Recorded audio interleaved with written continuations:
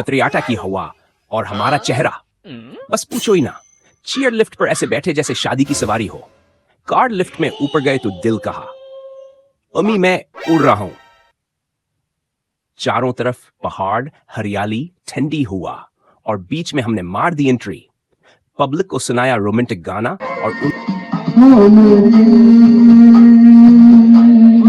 और उन्होंने दी ऐसी दाद जैसे हम आतिफ असलम हों।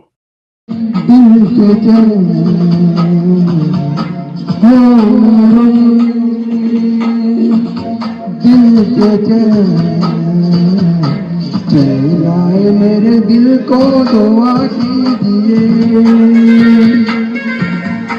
ऐसी दाद जैसे हम आतिफ असलम हों।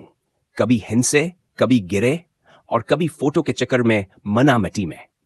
कुदरती मनाजिर ऐसे के दिल कहे, वाह रब्बा तू कमाल है। तो दोस्तों वीडियो देखो, दिल खोलो और शेयर, सब्सक्राइब, लाइक करना ना भूलो, क्योंकि अगली लिफ्ट शायद आपके लिए हो। चाहो तो इसके लिए जबरदस्त बैकग्राउंड ये हमारा पीछा कर रहा है। तो छड़ गया तो पीछे पीछे आ गए। वालेकुम, क्या नाम है आपका? सोहेल अहमद। और इस जगह को क्या कहते हैं? इस जगह को कहते हैं Patriata mid station. Patriata mid station. Mid station, अच्छा अच्छा।